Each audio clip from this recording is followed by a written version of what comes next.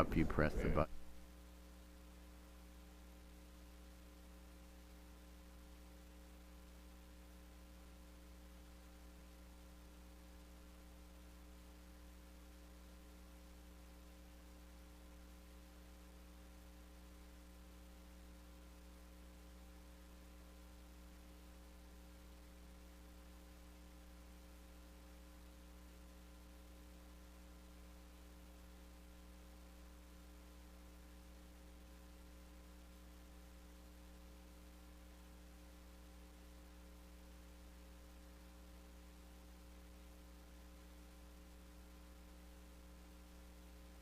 My pleasure to, thank you. My pleasure to welcome you to Subcommittee on Labor, HHS, and Education to present your budget request for fiscal year 2016 for the Department of Education. We're looking forward to hearing your testimony. The education of America's children is critical not only to prepare them for the workforce, but to strengthen the economic health of our nation as a whole. While the vast majority of funding and responsibility for public pre-K through 12 education lies at the state and local level, the federal government played a limited but important role in supporting educational opportunity for those students most in need, including students with disabilities and from low-income families. Similarly, the department is a key partner with states and public and private institutions in making higher education more accessible and affordable. Providing for a high-quality education for all improves these students' employment prospects and allows the U.S. to maintain its international competitive edge. Therefore, it's essential that we conduct proper oversight of federal education programs and ensure that we're using our resources in the most strategic and effective way. There are many things in your budget that I think we can all agree are priorities and that we can collectively support. There are others where we may disagree. The challenge facing this subcommittee is to support the most critical programs with the limited resources that will be available to us. I also sit on the Budget Committee, and something, by the way, no appropriator really likes to do. You're generally forced to go for some unknown sin you've committed against the chairman at some point. But anyway, I sit there, and the grim reality is that sequester is indeed the law of the land. It's not a policy or a choice, it's the law. I expect we will have to appropriate in accordance with this law, because I'm not convinced that we can get out of it by the time we mark up these bills. However, I continue to hope for a larger budget deal between Congress and the administration, so hopefully we can have a more realistic allocation when the time comes. Hopeful for a bigger deal, but the president, again, in my view, has to engage in some process, as does the congressional leadership. Absent negotiations at a higher level, sequesters where we're at. We'll have tough choices for every agency, and I think we need to start sitting down and talking sooner rather than later. I look forward to having a discussion with you this morning to identify your top priorities for the year so that we can invest American taxpayer dollars in the wisest way given our funding constraints. I'd like to yield now to my ranking member, my good friend, the gentlelady from Connecticut, for whatever opening remarks she cares to make. Thank you very much, Mr. Chairman, and welcome to you, Mr. Secretary. Thank you. You're here just before the snow hits, and God only knows Washington will shut down. And good to see you, Mr. Skelly, as well. Thank you. Mr. Secretary, as you know, I share, and I think you've just heard from the chairman, share your commitment to ensuring that all children have equal access to high-quality education. When I spoke on the House floor last week, I quoted Lyndon Johnson, who said that, quote, "Education is the only valid passport out of poverty." Decades later, he is still right. College graduates are less likely to find themselves unemployed. They earn, on average, 80% more than their peers without college degrees. I believe that the federal government has a responsibility to help everyone to gain access to a quality education, especially those from disadvantaged backgrounds. Children in high-poverty neighborhoods need our help the most. Kids in schools with fewer than 10% of students in poverty come first in the world in reading. Those in high-poverty schools rank second from the bottom, between Chile and Mexico. Helping those kids is exactly what Congress set out to do 50 years ago when it passed the Elementary and Secondary Education Act and the Higher Education Act, two landmark laws that swung open the gates to the middle class for millions of poor children. But last week, the majority introduced a bill that I believe threatens to throw it all away. The Student Success Act would, in effect, gut the ESEA and steal funding from the schools that need it most. And this is just the latest in a series of attacks on federal support for education. Since 2010, setting aside Pell grants, we have cut the Department of Education's budget by $6.4 billion, or 13%. That is after adjusting for inflation.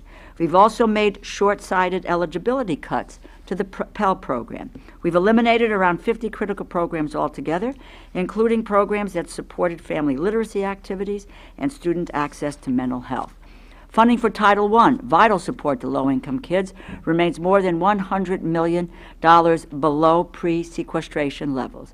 The madness of sequestration has hit labor HHS programs funded by this committee especially hard. After adjusting for inflation, the labor HHS education bill has sustained cuts of almost $20 billion since 2010. These cuts could not have come for a worse time for America's children. The number of school-age children living in poverty increased from 8.5 million in 2010 to 11.1 in 2014. Nearly three-quarters of states are providing less funding per student than they did in 2008. It's troubling in that context, this troubling context, that we consider the President's budget proposal for 2016. Instead of making damaging cuts, we should be putting our resources into universal preschool, quality after-school activities, and the training of good teachers. That is why I applaud this request for beginning to chart a path out of austerity.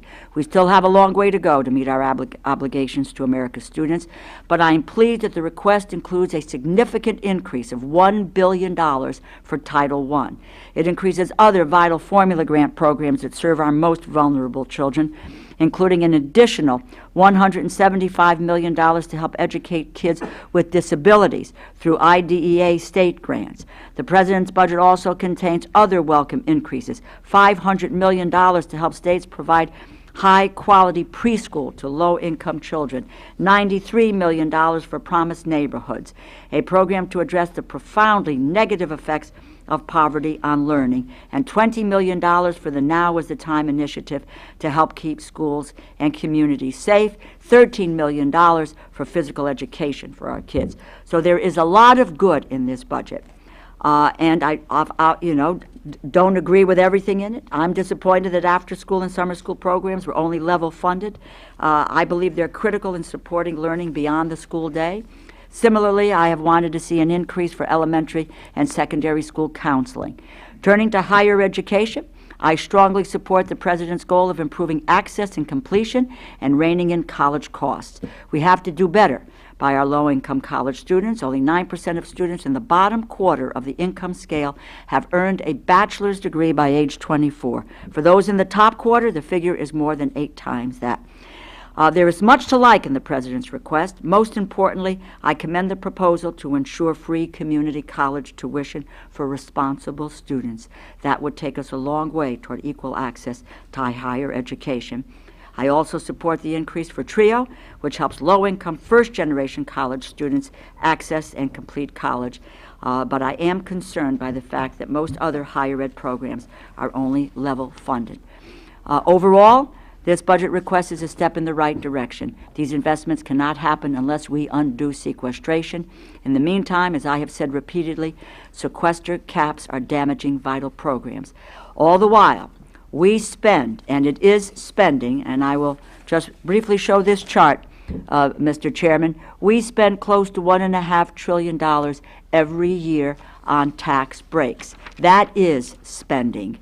And loopholes and other tax expenditures. It's more than we spend on Social Security, Medicare, Medicaid, and defense discretionary spending. If we are to live up to our duty of providing every American with equal access to education, these tax expenditures must be on the table, and we must be prepared to ask our wealthier citizens and our corporations to do more to support hardworking families. Mr. Secretary, thank you for your advocacy on these issues, and I look forward to your testimony. Thank you, Mr. Chairman. Thank you. Mr. Secretary, your full statement will be entered in the record, and you're recognized for whatever opening remarks you care to make. Thank you so much, Mr. Chairman, Ranking Member DeLauro, and members of the subcommittee. I'm pleased to talk with you today about how we can continue the vital progress that America's students are making and expand opportunity so that every child in this country has access to a world-class education. Here's what's happening right now, thanks to the hard work and commitment of America's teachers, principals, students, and their families. For the first time ever, 4 out of 5 students are completing high school on time. Dropout rates are at historic lows after steep drops for minority students. With high school graduation rates up and dropout rates down, African American and Hispanic college enrollment is up by more than 1 million students just since 2008. And finally, more students than ever are actually graduating from college. Getting to this point has required huge changes in our schools. These changes haven't been easy, but they are working. To build on this momentum, it's imperative that we give schools and educators the support and resources they need. This is not the time to turn back the clock on progress. There's simply too much at stake.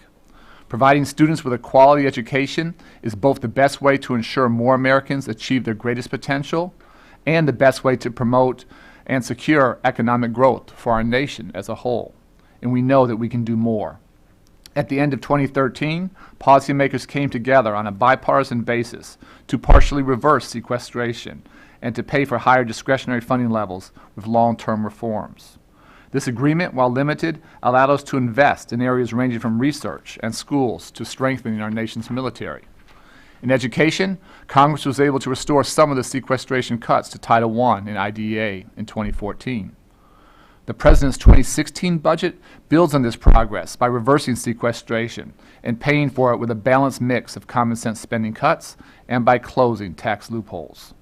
The President's budget also proposes additional deficit reduction and would reduce debt as a share of the economy. The President has made clear that he will not accept a budget that locks in sequestration going forward, which would bring both defense and non-defense funding to their lowest levels in a decade. As the Joint Chiefs and others have outlined, that would damage our national security. It would also damage our economy in the near term and long term by preventing pro-growth investments in many areas, including efforts to ensure that all students are prepared for college and career. The reality today is that states and districts and families need more, smarter resources to prepare all students for the future. This isn't spending money for its own sake. It's about making prudent investments to expand opportunity and improve outcomes. To that end, our 2016 budget reflects 4 main priorities. 1, ensuring equity and opportunity for all students, including a $1 billion increase for Title I. 2, helping states expand high-quality early learning. 3, supporting educators, including by investing $2.3 billion to improve teacher and principal effectiveness. And 4, improving access, affordability, and outcomes in post-secondary education, most notably through America's College Promise, which makes 2 years of community college free for responsible, hard-working students. Throughout all of these areas, we would commit to supporting and spreading locally developed innovations through programs like Investing in Innovation, the I3 program, and First in the World. We want to focus on using and developing evidence to maximize results both for taxpayers and for our nation's students. And Mr. Chairman, you and I have a couple times discussed the urgent need to do more in Native American communities. To that end, we've included $53 million in our budget to improve college and career readiness for Native youth, and we will continue to work with the Department of Interior to expand the Bureau of Indian Education's capacity to provide desperately needed support. Since we released this budget, people from all over have written to us to explain what federal support means for their communities and to describe the change that it made possible. One school leader explained how federal funding allows her to give teachers the tools they need, helping them to incorporate evidence-based approaches into their daily work. In her words, and I quote, "Funding goes towards imparting the knowledge necessary for teachers to do their jobs the way it should be done." But there's more to discover about what does work, and especially in our highest need communities, teachers and students need more support to continue to accelerate the pace of change and progress. Our students' future is at stake, and together we cannot let them down. Thank you so much, and I look forward to working with you to create more opportunities for our students and their families, and I look forward to your questions now. Thank you, Mr. Chairman. Thank you very much, Mr. Secretary. And again, it's great to have you here. Interesting enough, as I reflect, all 3 of our comments focused a little bit on the whole issue of sequester, which is the elephant in every appropriator's room right now.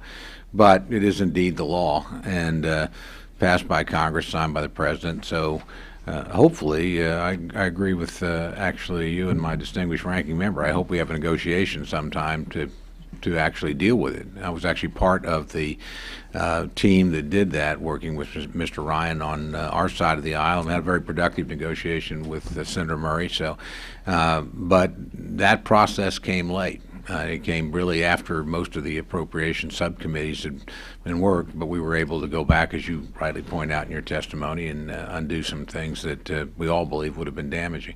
I suspect the same thing will happen again. If it comes, it's likely to come late. I would encourage those above my pay grade and the administration above your pay grade to actually engage in that negotiation sooner rather than later. I think we get a much better work product out of our various appropriation subcommittee if that happens. On the sad likelihood that it probably won't happen to the last minute. Most things around here seem to, for Congress, deadlines are alarm clocks. So we're probably going to be there again. If you had to look at your budget and we were in a flat funding situation, what are the things that, from your standpoint, you think really are the most critical? You lay out 5 priorities in your excellent statement, but pick some programs, pick some things in your view that are absolutely essential that this committee really ought to focus on no matter what. Well, let me first back up again just and appreciate your willingness to look at a bigger deal and to work together. And the idea of Congress always using deadlines as alarm clocks, I'm always an optimist, and hopefully that could change and we could actually get ahead of the curve at some point. 200 years of history that would argue that you and I need to reconsider our optimism. Next 200 years. I'm always looking forward. So, and let me just say that if things remain flat, the need doesn't remain flat. We have more children living below the poverty line than ever before. Our nation's school system for the first time ever this year is majority minority. That's not going to change. This isn't just doing the right thing for the black community, Latino community. This is the right thing for our nation. And as Congresswoman DeLauro pointed out, when you have not enough poor children being successful academically, we perpetuate cycles of poverty and social failure rather than sort of increasing upward mobility.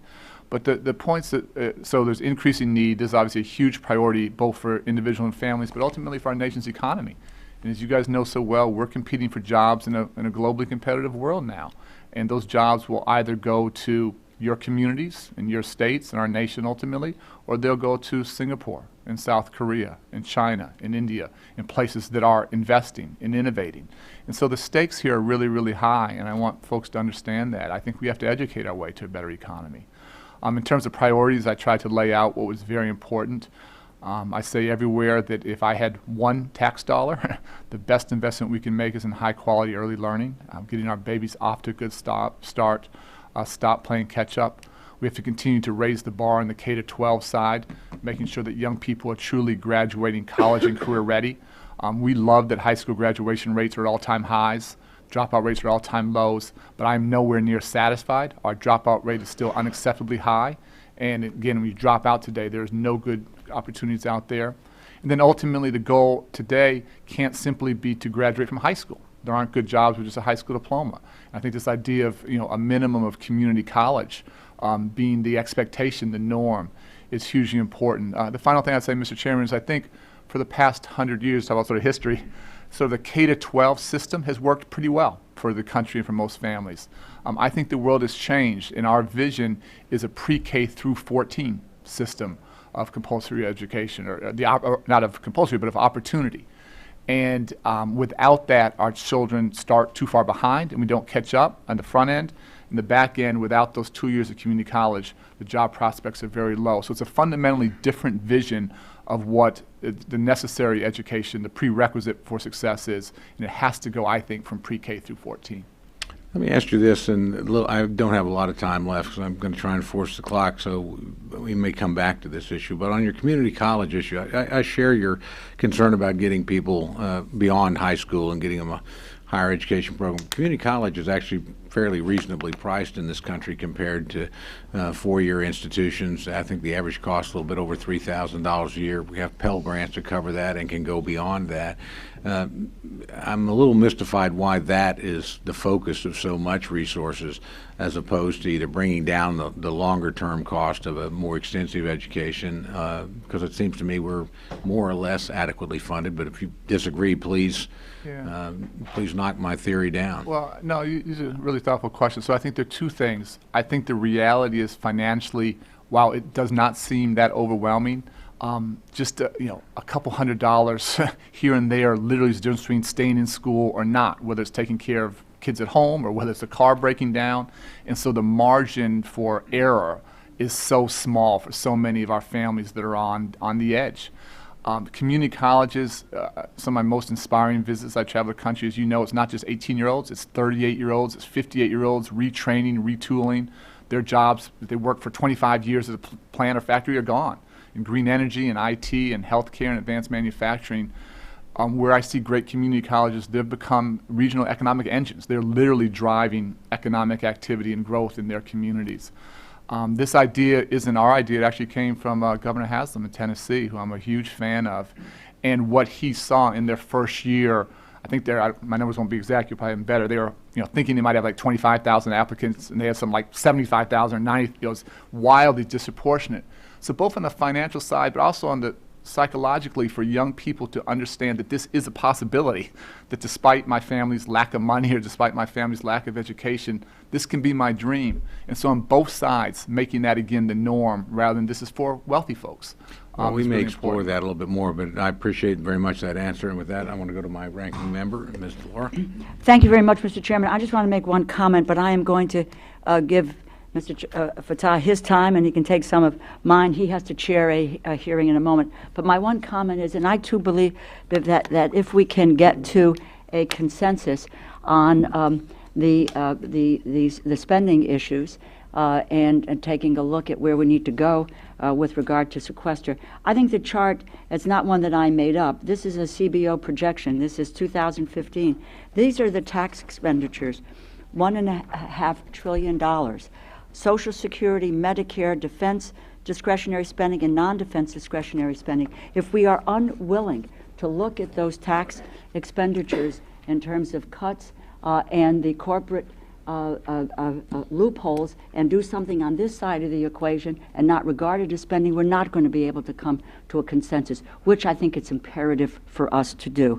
And with that, Mr. Chairman, let me, Mr. Fattah. Thank you. I have to help lead a CJS here in a few minutes. But, Mr. Secretary, all of this is, for us as a country, is an aspirational thing. And when we allowed states to make submissions to join the union, each were required a long, long time ago to lay out a plan for free education. So the fundamental building blocks of our nation was built on the notion that we were going to produce educated citizens. And you've done an extraordinary amount of work in this regard. I want to congratulate you. I was out in the chairman's district years ago at a center at University there called the K-20 Center in Oklahoma. And it's an aspirational deal. It's about pointing young people, not about K-12, but about college and graduate school. And they were doing some remarkable work. And I'm sure the chairman would remember they were building some of these games that these young people love to play, but building into them messages around educational achievement. And I think when the administration says free college education, the way I look at it, and I'm a big supporter of it, is that you're really saying the same way we've made high school a part of the social contract, you now want to make 2 years of college part of the social contract. That when we're competing with China, which is going to have 280 million college graduates, and they built 100 science-only universities.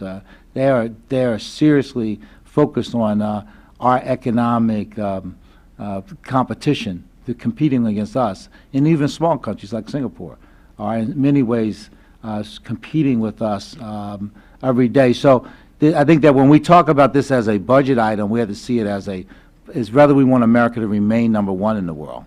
And if we do, these kids in the shadows have to be moved and given an opportunity. So I want to thank you. I'm sorry I can't stay for the whole hearing, but we will be working together, and I do appreciate the support for Gear Up. I authored the law that created Gear Up years ago in a Republican majority Congress and Senate. And I thank my Republican colleagues. It was bipartisan from day one, and it's helped 13 million young people to prepare themselves and to go on to school after high school. So thank you, and thank you to my ranking member.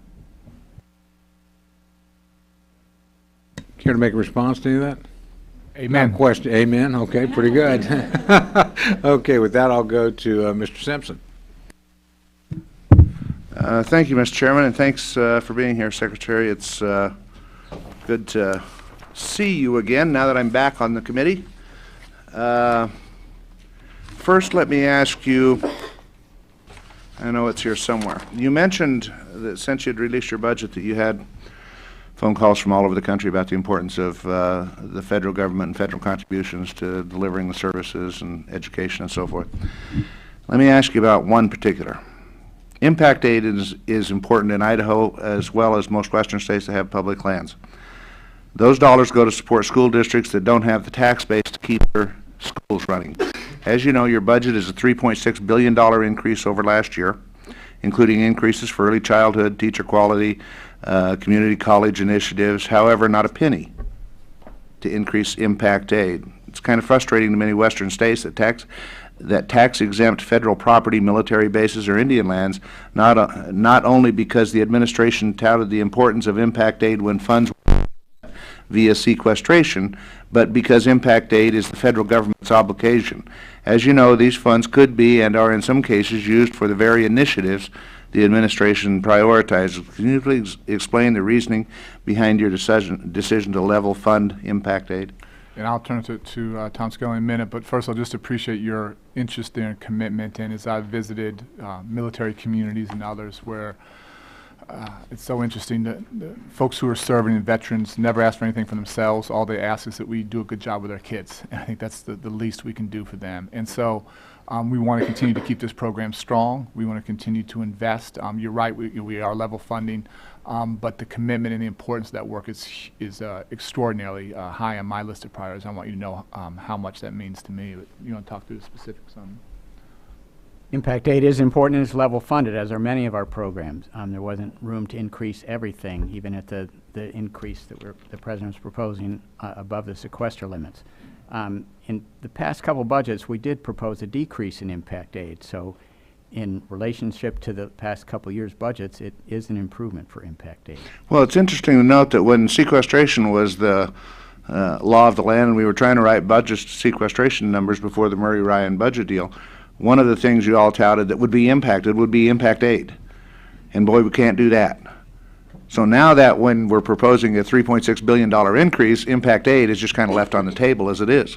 We talked about that impact aid reduction on the sequester when it was very immediate. Impact aid is a current funded program, and the funds go to the school districts that have a high need for it. The impact of the cut is immediate. If in the budget where we're proposing to remove the sequester caps, we think there wouldn't be as much of a need to be worried about that immediate impact. Well, we'll have a discussion on all this as we put together a budget, I'm sure. One other question I'd like to get into. In FY 2015, the department completely mishandled the TRIO Student Support Services competition.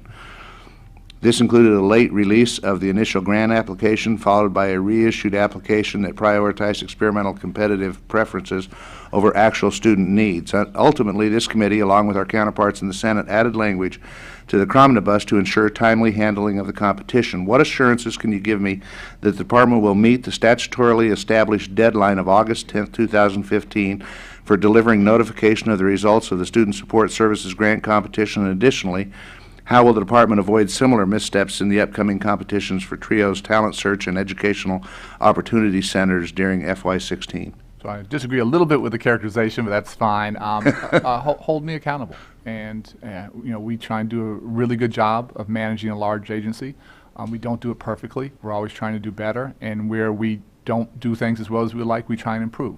And so hold me personally accountable for making sure we do a good job there and in all our competitions going forward. Do you support TRIO? Absolutely. It's a fantastic program. Asking for a budget increase there. And the reason I ask that is the last administration, the Secretary kept coming up telling us that TRIO wasn't a successful program, and they consequently tried to blend it in with a whole bunch of other grant programs and everything else like that, again, which we We're resisted. asking for an increase, but to be clear, TRIO, like everything else, we're holding ourselves accountable. What's the evidence that we're making a real difference, and how do we continue to improve? So it's a great program, but we try and never be satisfied. We try and always be self-critical and look in the mirror and where we can get better outcomes. We can have an even bigger impact on the students who need this support. We want to challenge ourselves to get better every year, not just to do the same thing. Thank you. Thank you, Mr. Chairman. Thank you. If we can, we'll return now to our ranking member who was generous enough to give up her time to Mr. Fattah. Thank you very much, Mr. Chairman. And I want to associate myself with my colleague, Mr. Simpson's remarks, both on TRIO, but also on impact aid, because not only the West, but the East Coast is reliant on that funding as well. Mr. Secretary, this is an issue that I know you know that I have been interested in. And the Congress temporarily extended a provision in the continuing resolution to allow teachers who are participating in an alternative route to certification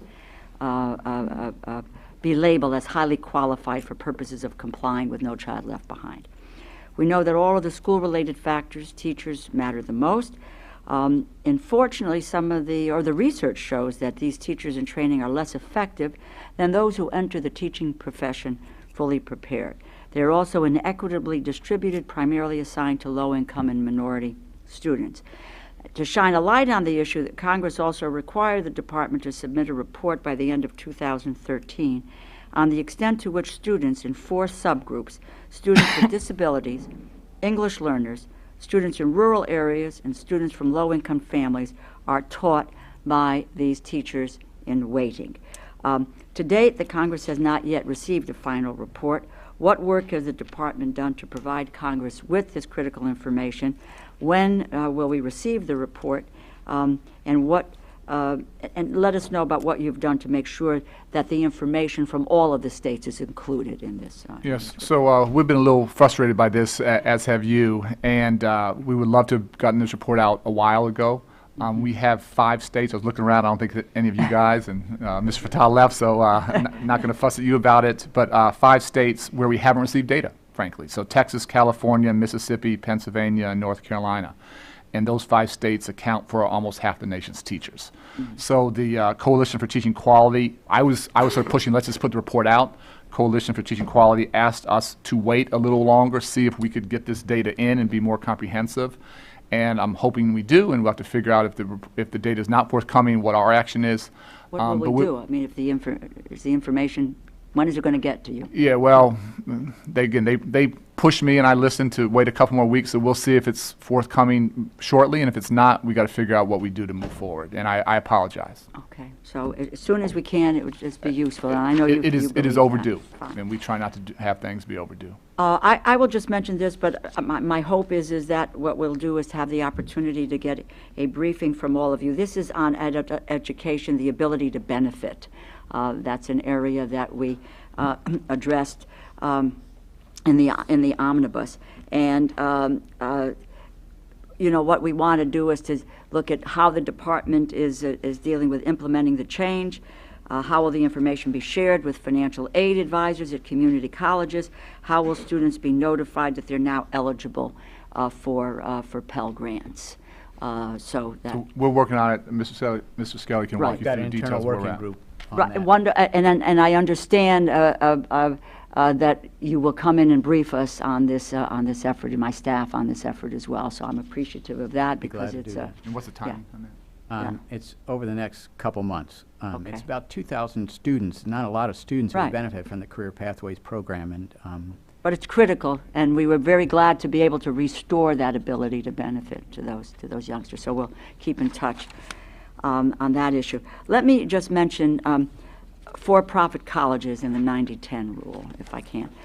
I strongly applaud the department's efforts to protect students from debt, worthless degrees, and looking at this area. Just for the record, the schools enroll just 1 out of 8 students, receive 1 out of every $5 spent on federal financial aid, account for almost 1 out of 2 student loan defaults. The budget proposes the needed reform to protect students, and especially veterans, by closing down that 90-10 loophole. So I'm supportive of the department's efforts. I think it's unconscionable that we continue to subsidize an industry with taxpayer dollars that leaves students, and especially veterans, with high debt and no degree. I want to know some more about what your proposed reform are.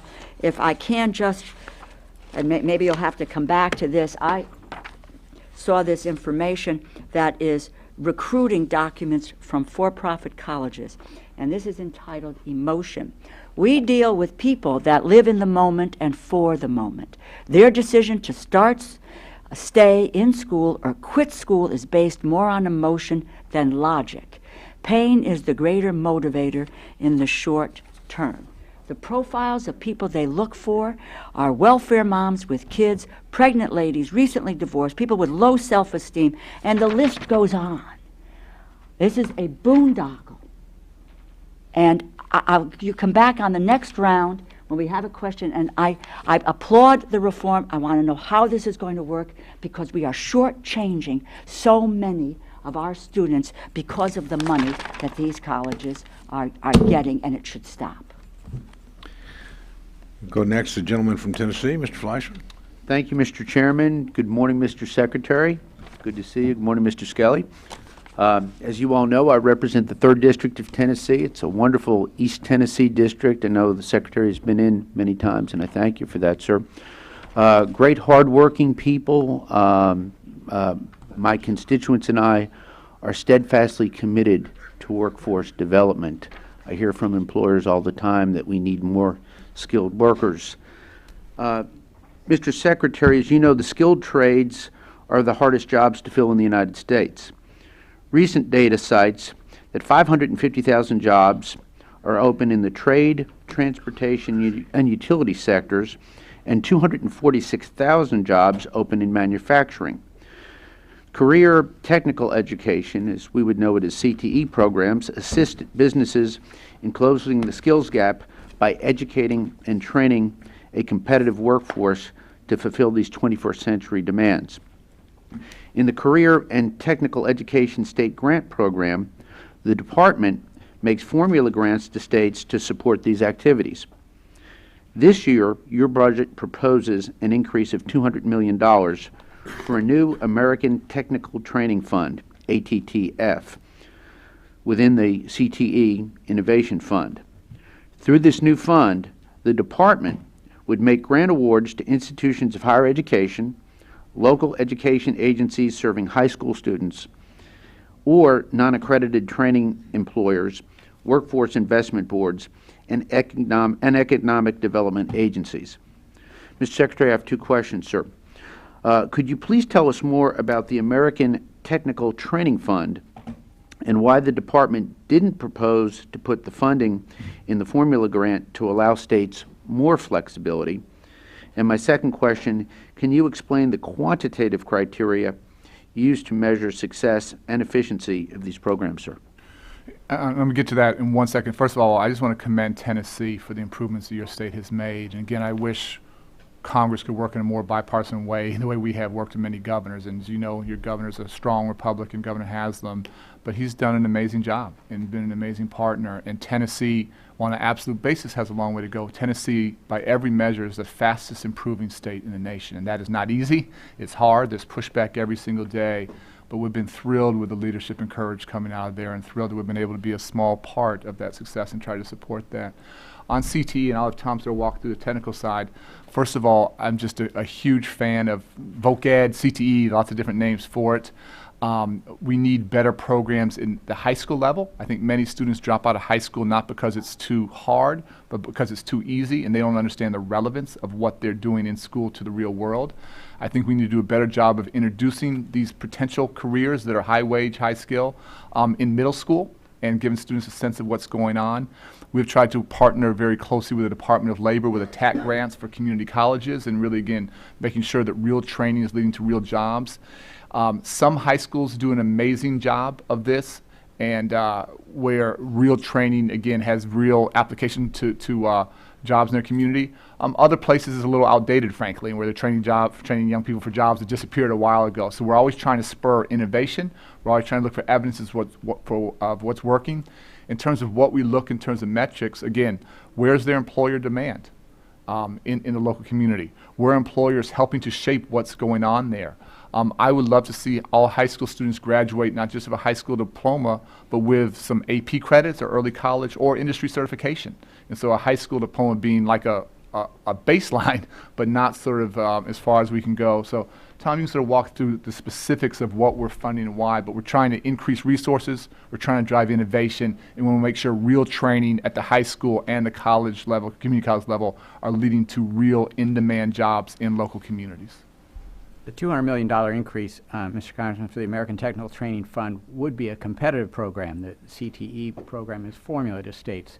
So the idea is we'd have a competition and award somewhere between 20 and 60 individual awards to partnerships of colleges, businesses, others in the area who are aware of what are the high demand fields there. There'd be job training opportunities for people at those individual sites. Again, competitive versus formula, we have a lot of discussion about that. A competitive grant would target funds more directly to just the projects that are doing the work under the American Technical Training Fund. Formula grant program tends to disperse money out more broadly, so it's thinner. So the idea is to concentrate funds on just a couple of projects. Thank you very much, and I sincerely look forward to working with you all on this workforce development issue, because I think it's not only great for my great state of Tennessee, but for the nation. With that, Mr. Chairman, I yield back. Thank you very much. I know my friend from Maryland, Mr. Harris, is trying to juggle getting back and forth between various committee assignments. Normally it'd be Mr. Ridgel, but if it's all right with my friend, we'll go with Mr. Harris next. Thank you very much, and thank you, Mr. Secretary, for appearing before the committee. And you can get back to me on this, but on page 2 of your testimony, you talk about our spending not adjusting for inflation being less than fiscal year 2008. Well, first of all, you exclude Pell Grants, but Pell Grants are part of the discretionary funding of the department. That's a priority decision, right? The department has a budget, it decides where its priorities are. So with Pell Grants, that statement's not true, is that right? That's right. If you include Pell Grants, there was, since 2008, Yeah. it would be an increase. A slight increase, 59 to 67 billion is a slight increase? When we do the adjustment for inflation. No, my question was not adjusted for inflation, because that's what it says here, without adjustment for inflation. So that is absolutely not true without adjustment for inflation. Is that correct? Now, my figures for fiscal year 2008, actually, without Pell Grants, is 42.9. This year was 44.6. Now, this may be new math, but not adjusting for inflation, that's actually an increase. So could you just get back to me about the correctness of your testimony, top of page 2? So rhetorical question you're going to need to answer for the record, because I have other questions. Just go over your math, and maybe we need more Common Core or something, I don't know, but the math doesn't work out. I'll It's share the not numbers true. with you. It's just plain not true what your testimony was. Let's talk about the DC Opportunity Scholarship Program, because that's my annual question to you. Is it a success or not?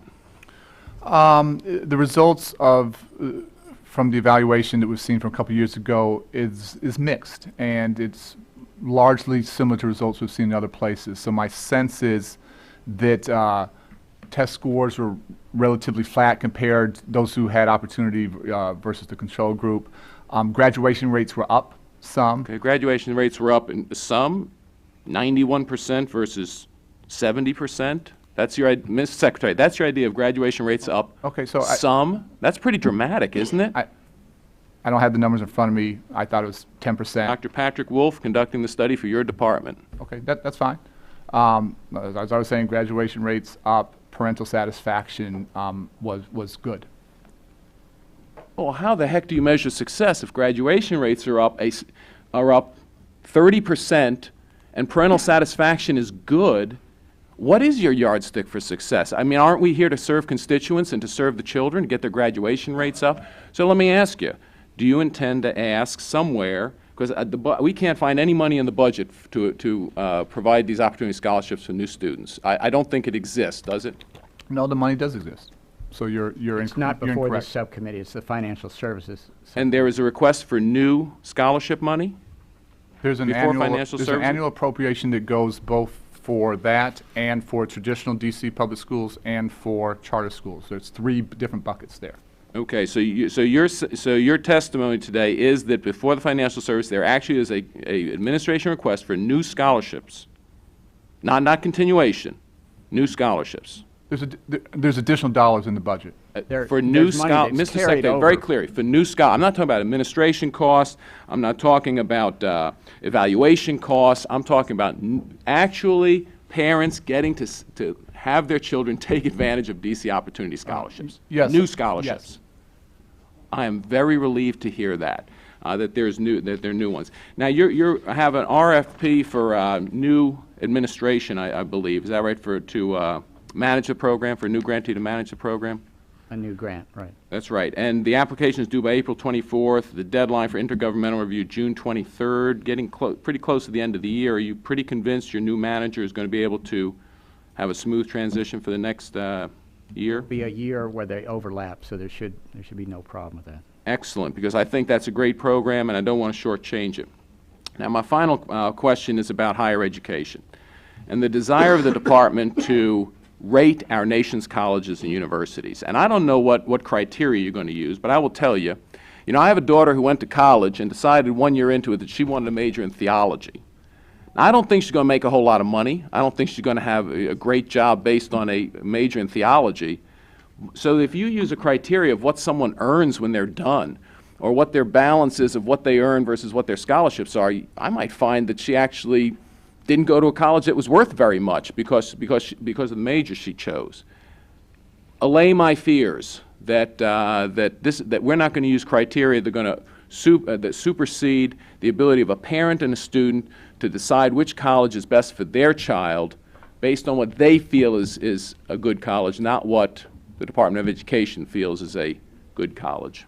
So obviously, we want parents to choose the right college for their child, or older adults to come back to school for a whole host of reasons. What I think, Congressman, is that there's been a huge lack of transparency. There's been a lack of ability to navigate an extraordinarily difficult situation. What's a grant? What's a loan? What are the graduation rates? I'm a sociology major who've tried to work at public service all my life. We love teachers, we love Peace Corps members, and we will do nothing that would sort of provide disincentives for folks to do the public service work that all of us are committed to. Having said that, the whole series of information that would be great for young people and their families to have.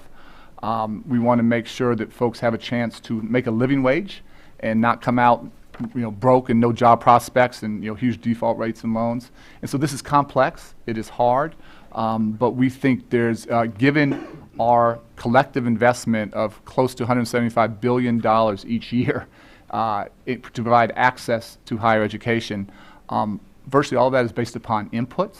Almost none of that is based upon outcomes.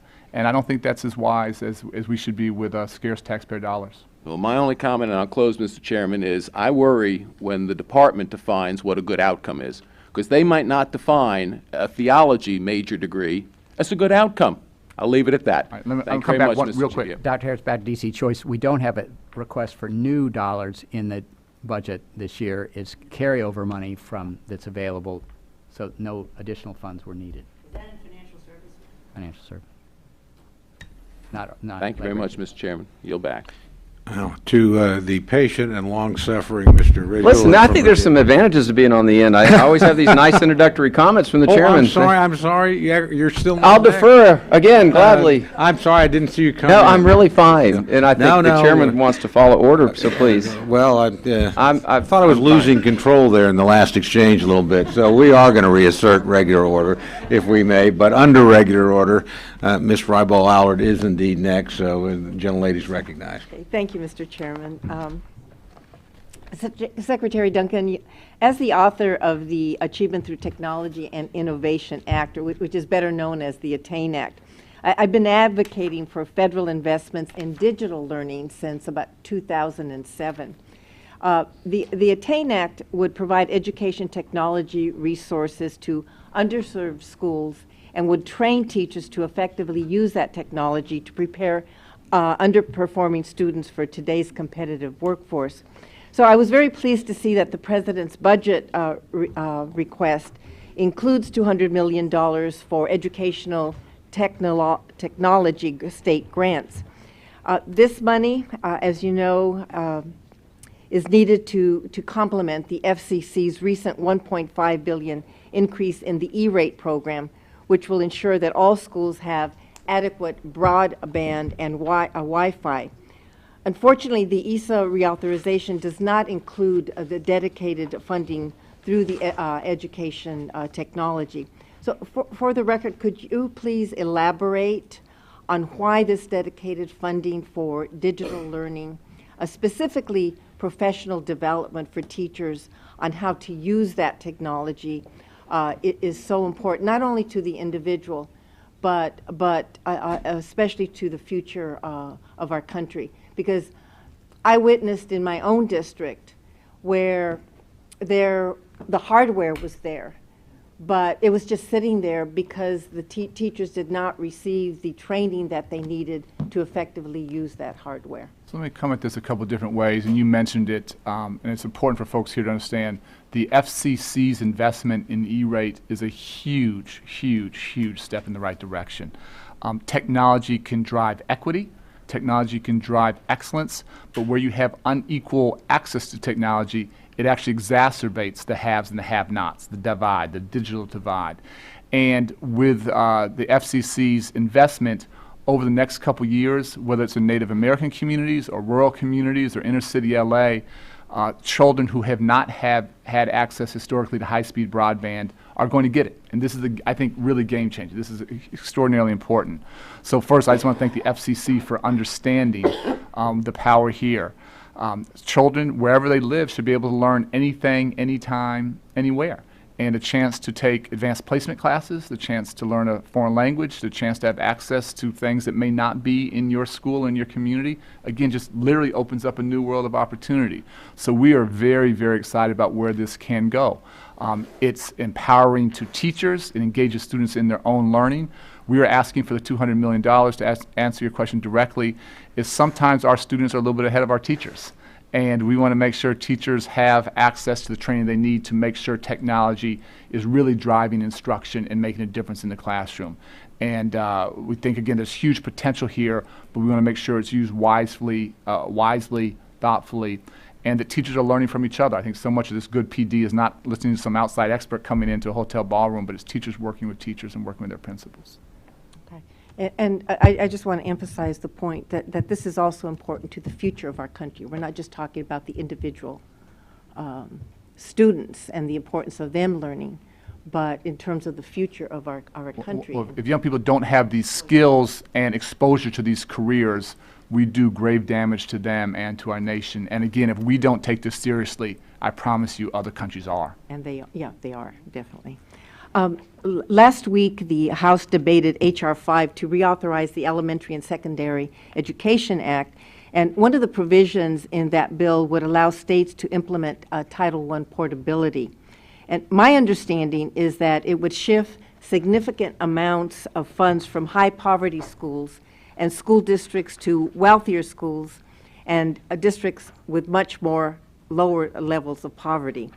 The Los Angeles Unified School District, our nation's second largest school district, would lose over $80 million if portability is implemented. Can you explain in more detail why portability harms high-poverty school districts like LAUSD, including which school services would be impacted by portability? So first, the administration has been extraordinarily clear that we could not begin to support H.R. 5.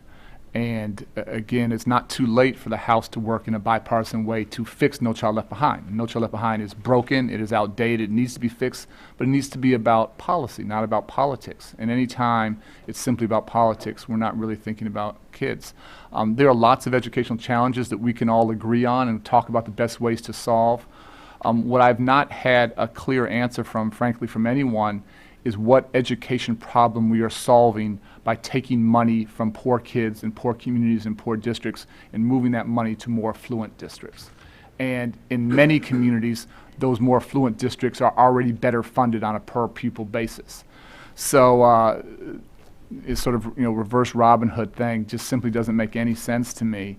And I just would love someone to tell me what problem they think they're solving.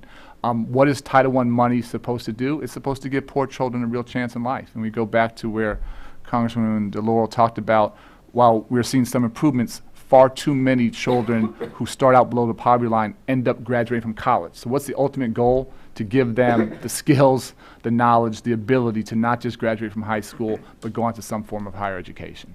Thank you. I see my time is up. It really is your Here we turn, go. Mr. Rizzo. Okay, thank you so much, Mr. Chairman. Does he get any extra time? Yeah, there we go. If he needs it, yes, Oh, I we'll be appreciate very that. generous. Secretary Duncan, thank you, both of you, for being here this morning. We appreciate it. And, Mr. Secretary, I read carefully your statement, and I realize that it's just a cursory overview of a very large department. A lot of funds are flowing through it. But I was struck by something.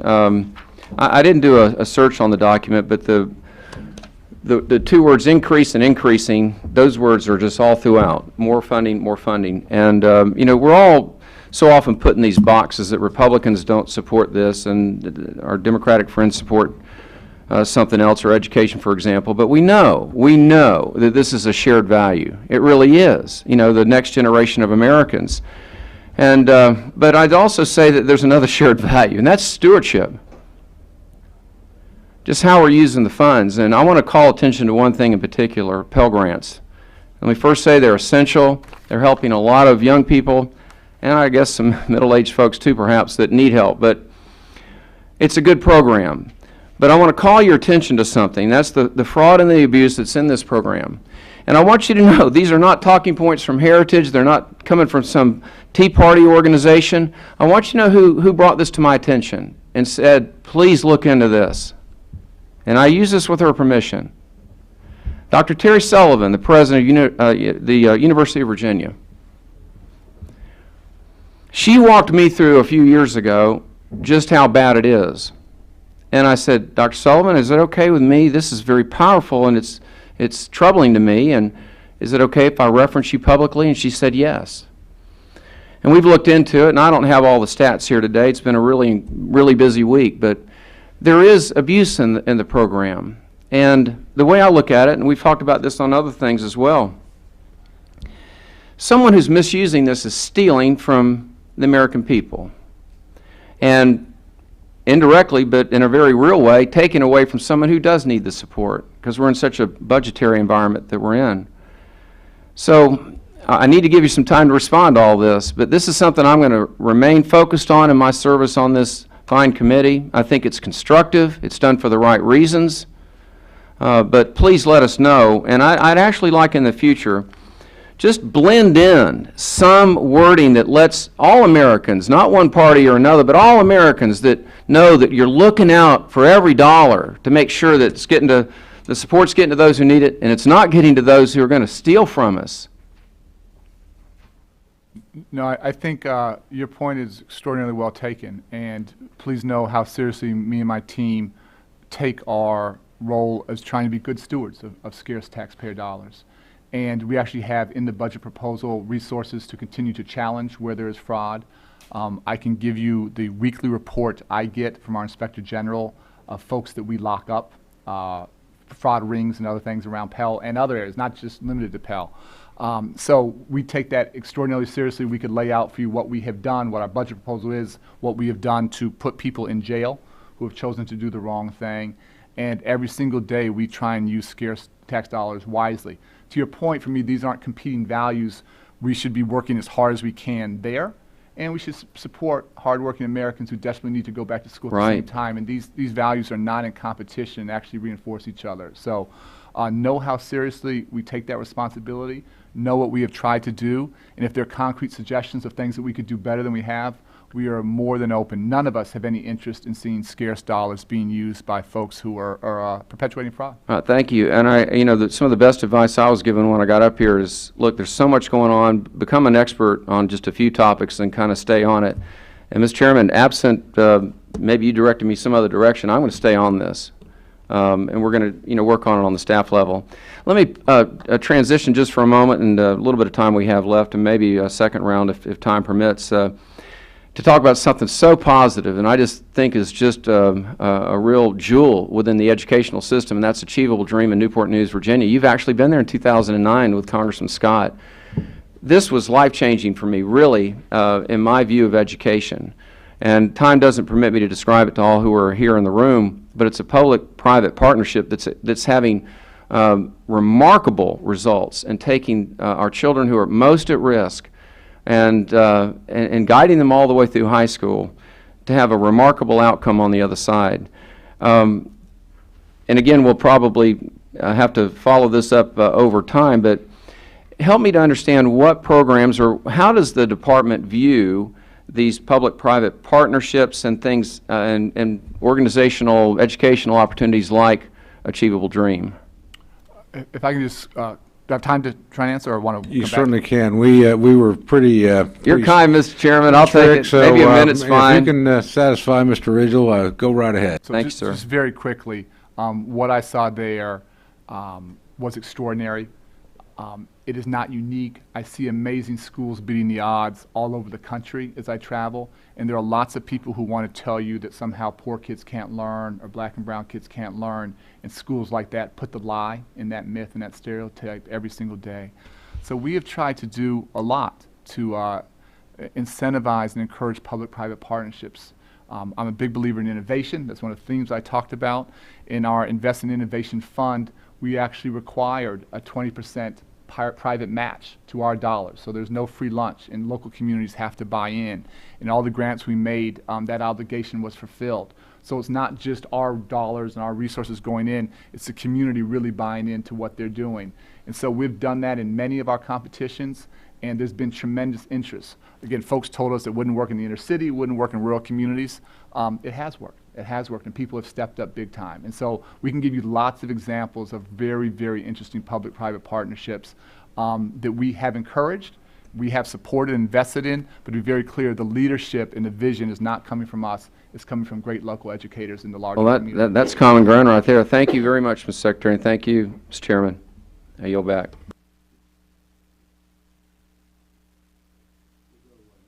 We'll go next to our ranking member for another round. Thank you very much, Mr. Chairman, and apropos of my colleagues' comments with regard to fraud, as my understanding is that the Education Department Inspector General that has determined that the biggest problem was at the University of Phoenix, which is one of these for-profit colleges, and they found 750 fraud rings involving about 15,000 people. So I would love you to answer the question that we didn't get time for, in which the reform proposal in dealing with these for-profit colleges that are ripping the system off and taking the money away from kids and older others who need it. And then I want to move to another So question. just quickly, we want to lead the world in college graduation rates. And a generation ago we did, and today we're 12th. And so we need to get better faster. And so we need more universities of all types, nonprofit, public, private, faith-based, and for-profit, where they are doing a good job in providing real training and real skills that lead to real jobs. Where that is happening, we think that's a good investment of taxpayer dollars. When they are leaving disadvantaged folks in a worse financial situation than they started and using our public dollars to do that, that's untenable.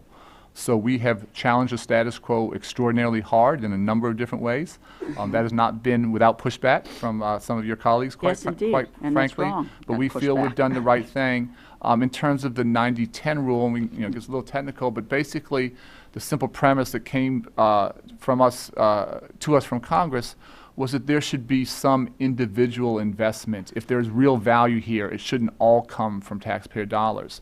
And 10% I think is not not an insurmountable challenge there.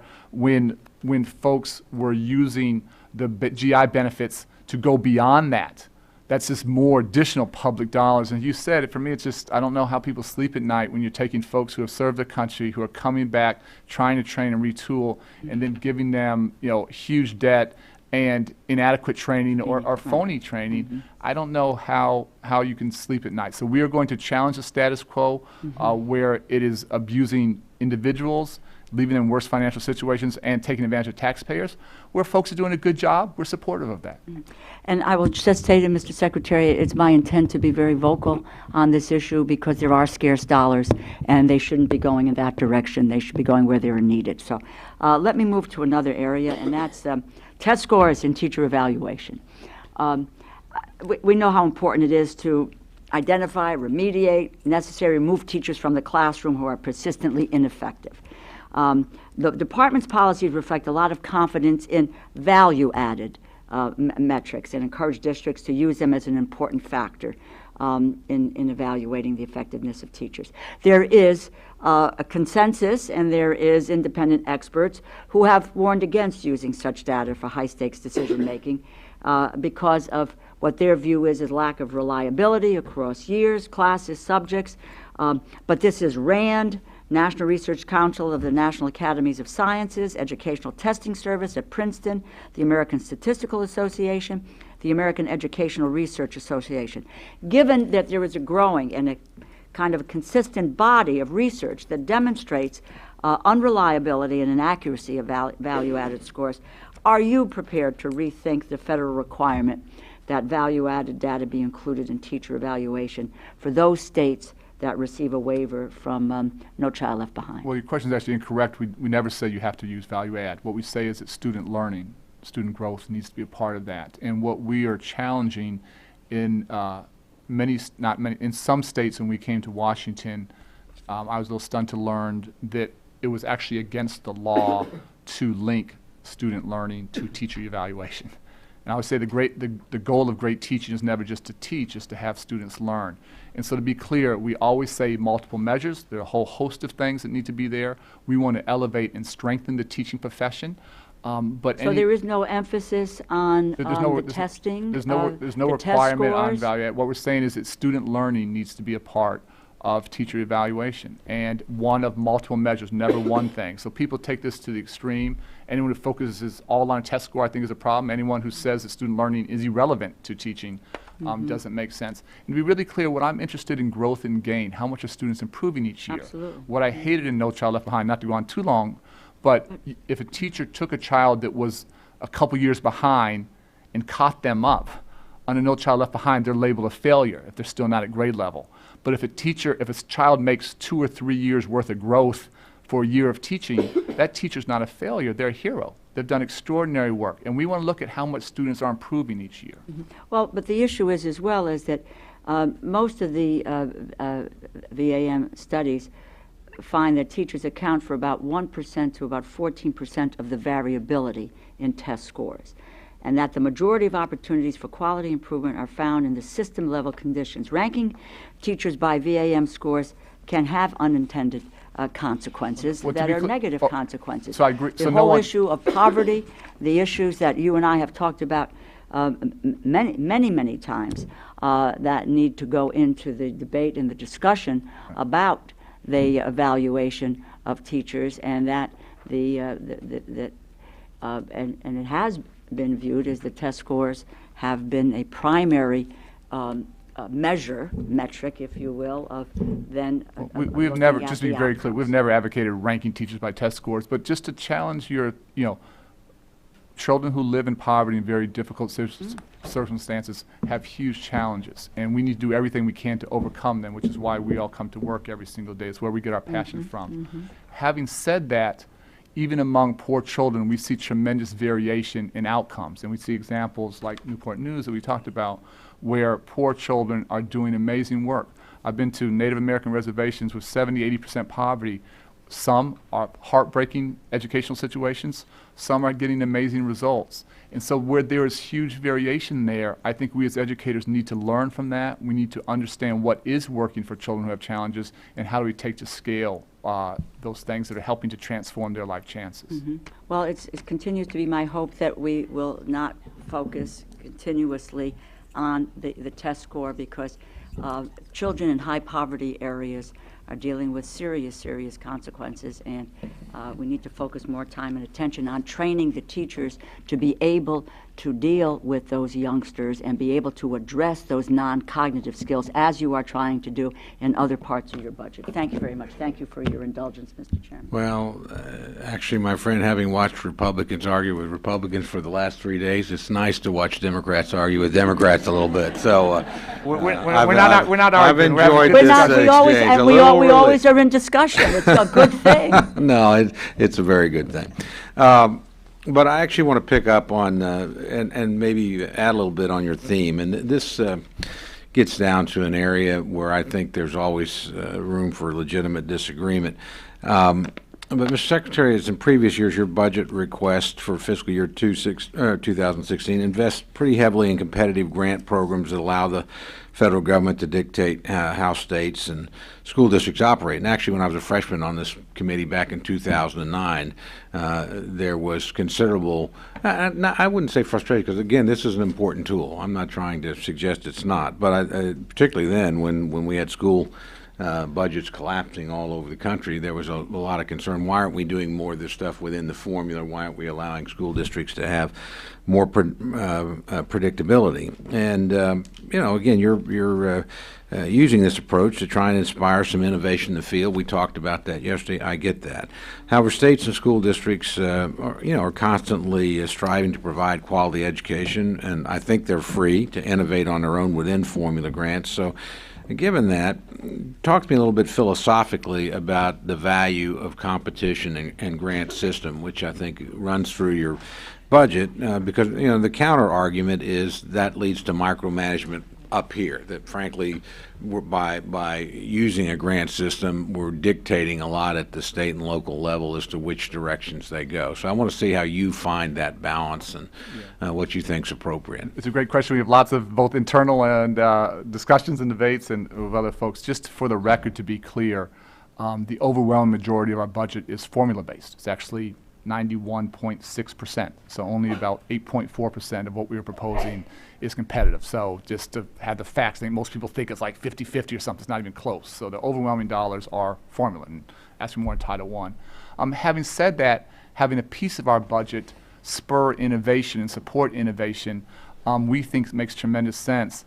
And Congressman, the thing for me that just sort of comes through here is that in every place where we're doing this, there's tremendous unmet demand. So if we were trying to sell something that nobody was buying, I would listen to that very, very closely. On the preschool development grants, we were able to fund 18 states. We had 36 states applying, again, across the political spectrum, so huge interest there. The Invest in Innovation Fund, we were able to fund 1 in 20 of the applications, so 5% basically of what we got in from communities around the country we were able to fund. Promised Neighborhoods, we funded 1 in 10. First in the World, 1 in 20. So quite to the contrary that we shouldn't be doing this. There's desperate need. There's huge creativity and innovation. There's a lack of resources. There's a lack of ability to scale. I think so many of these lessons, what we're learning through some fantastic work in rural Tennessee, has applications to rural Appalachia, maybe to native country as well. And I think is a very appropriate role for the federal government, whether it's us or whether it's the National Institute of Health or whether it's the military through DARPA, spurring innovation and scaling what works. So if I look at, not to go on too long, if I look at some investments we've made in Appalachia, in Ohio, huge increases in those students taking and passing AP classes. And my understanding is those districts, now their graduation rates are ahead of the rest of the state. So for all the poverty, for all the challenges, for all the very real, they're ahead of where the state is. I look in rural Tennessee, huge increases in the number of students taking and passing AP classes, vast majority first-generation college goers. Visited East LA, she's gone, but the Promised Neighborhood, where it's a multi-generational education system. They're educating babies and their parents. And so the demand, frankly, far outseeds our ability to support this work. And my hardest conversations were conversations with folks like Governor Bryant in Mississippi, who was a very staunch conservative, who desperately wanted our resources, students expand early childhood education. And we simply didn't have enough dollars. And we know the huge unmet need, the desperate need in Mississippi. So I felt horrible about it. He was extraordinarily frustrated, but we simply didn't have enough competitive dollars to put behind states like Mississippi trying to do better for their babies. Yeah, I think it is a challenge, and frankly, thank you for your long and thoughtful and nuanced answer. The concern I have quite often is the fact that, yes, there is this huge unmet need, and a lot of people are then spending a lot of time that have very worthy proposals and aren't going to be able to get there. I hear a lot of frustration on the other end when you can only, fund 1 out of 20 grantees. I suspect there was a much higher percentage of that you would have liked to have funded, but they've gone to considerable expense and a lot of effort. And there's certainly some good to be had there, but there's some difficulties in hitting the right balance. With that, I want to move next to a ranking member of the full committee, the gentlelady from New York. Thank you very much, and it's always a pleasure to welcome you. I apologize that we have 4 hearings at the same time, so some of us wish we had roller skates around here. But I know how important your work is, and I appreciate your leadership. Couple of questions. First of all, one of my main focuses in my district, hearing from employers who say they have jobs to fill, primarily in the high-tech and medicine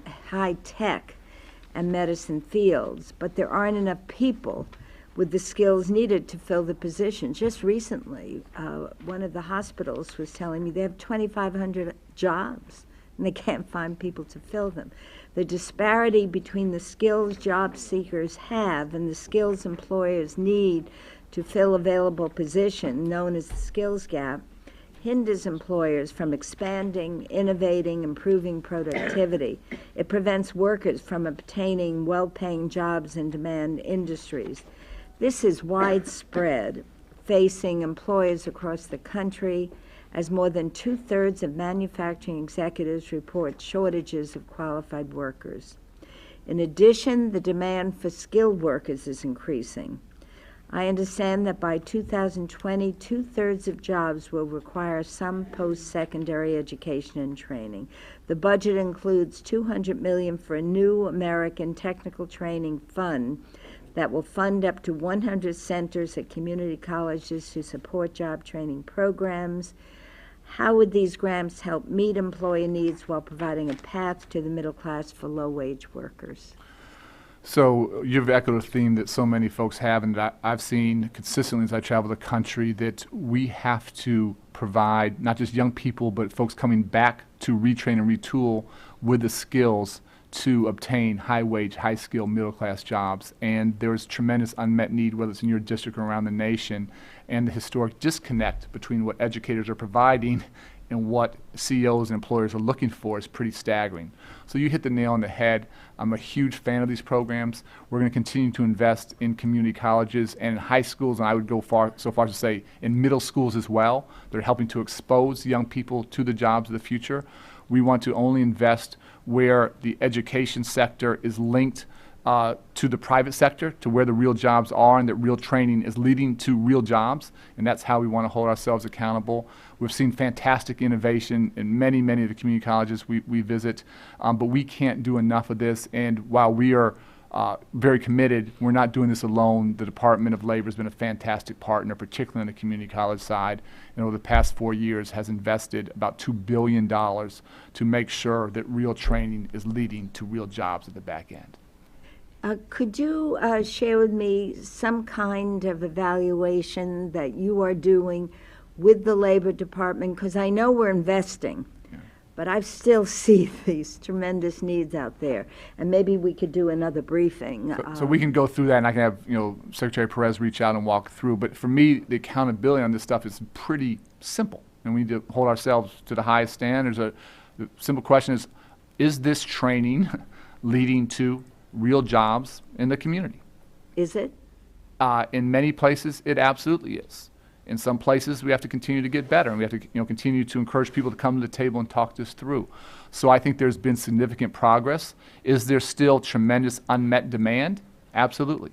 And it's incumbent upon all of us to help folks who are trying to hire. And I can't tell you how many CEOs that I've met with and the President has met with saying, we're trying to hire right now, we can't find folks with the skills. That makes No sense. It's mind-boggling. They want to keep jobs in the communities and in our nation.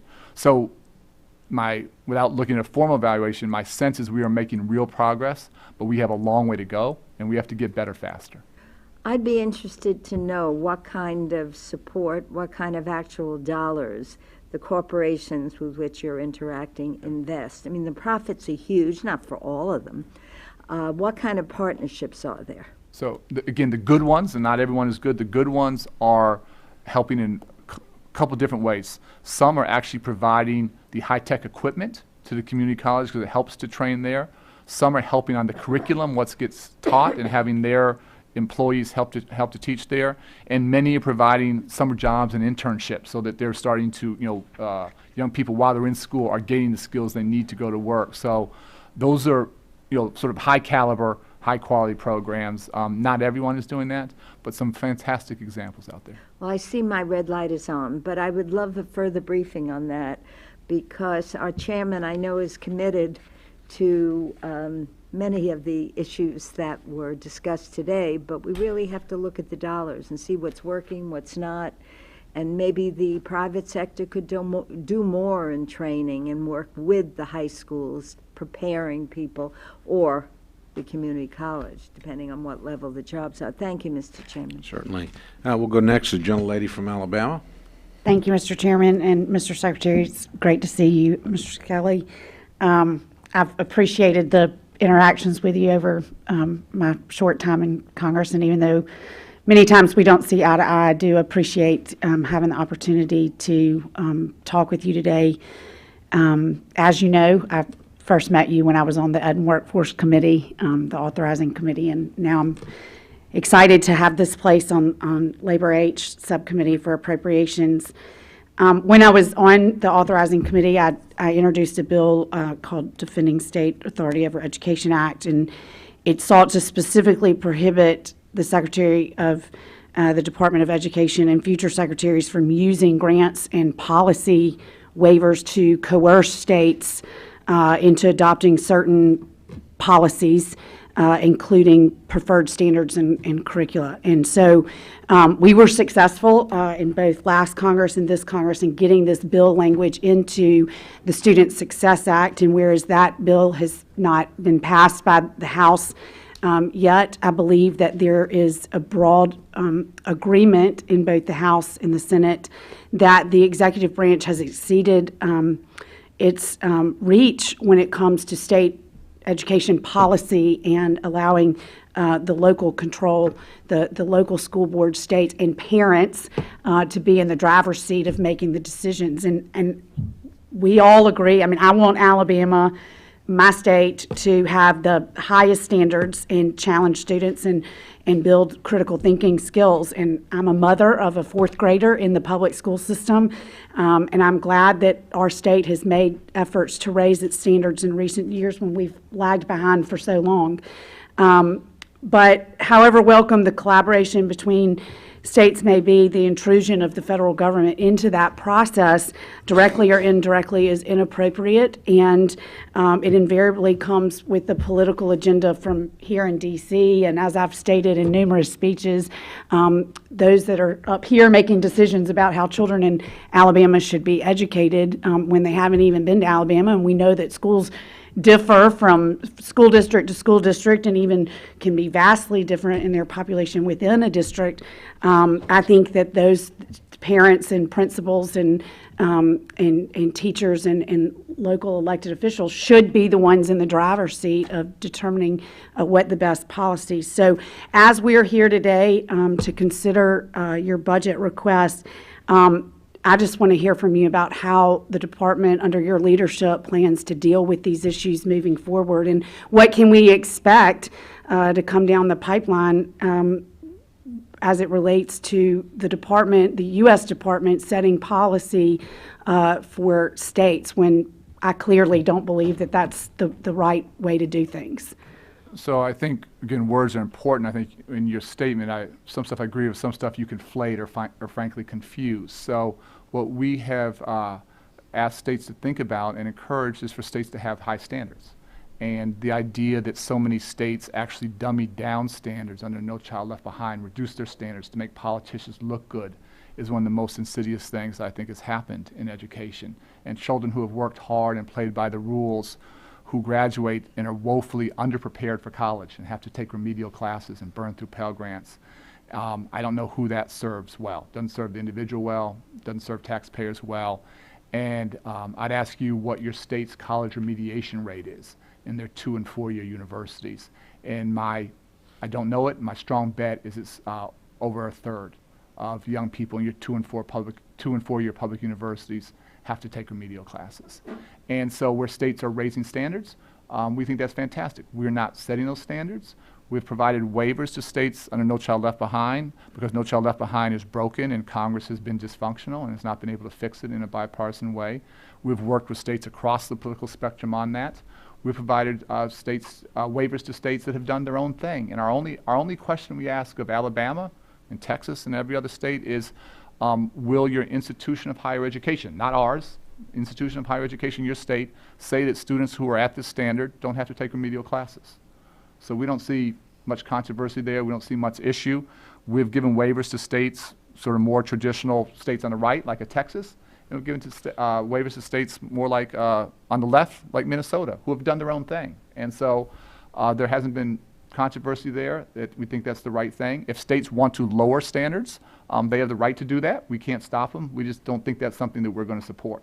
We are barred by law from touching curriculum. So we have never done that, never have, never will. That should always be determined by local educators and parents and board members. We just think there should be a high bar for students. How you help students achieve to that higher bar is always best determined at the local level. We've been 100% consistent on that from day one. Well, and my time has expired. Let me just say that, again, my position is that the U.S. Department of Education ought not to be able to tie funding to coercion of state and local school boards to have to do certain things. And that's what has happened in the past. And it is my sincere hope that this Congress can get it together and pass the Student Success Act so we won't see any further processes like that. So thank you again for being here. And Mr. Chairman, I yield back. Certainly. The gentlelady from California is recognized. Thank you, Mr. Chairman. Good morning, Mr. Secretary. Sorry I missed your testimony. I'll look at it. I was in another committee hearing also, but I'm really pleased to see you. And I have a few questions I'd like to ask you. First of all, you know that we all know that children in poverty are often the ones most susceptible to dropping out. It's very difficult to learn when you're hungry. It can ultimately lead to poor grades. Poor grades, of course, can lead to discouragement and ultimately dropping out of school. Many of these young people end up in juvenile hall. We can't afford to let this happen, and we can't afford to lose the brain power. And so many of our young people, unfortunately, are lost after they drop out of school. So I was wondering if you have any, and we have a model program in California or an example of a program where the coordination between, say, the Department of Justice and the Department of Education to make sure that at-risk youth are not at risk as a result of what is taking place due to the dropout rates. So I want to see if there are any joint efforts between yourself and DOJ on that front. Secondly, as it relates to the proposed increase for TRIO, I think it's $20 million TRIO funding. It would use for a demonstration initiative. I want to ask you a little bit about what the demonstration projects look like, multi-year initiative or activities that would take place only in 2016. Also, I'm pleased to see the Community College Initiative, and I want to make sure that the funding is not at the does not put HBCUs and any of our minority-serving institutions at risk.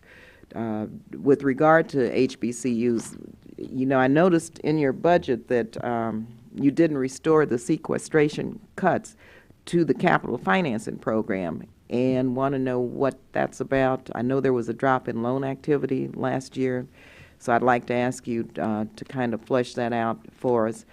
And finally, let me just ask you, as it relates to HBCUs and the whole effort to, I guess you flat funded minority servant institutions this year.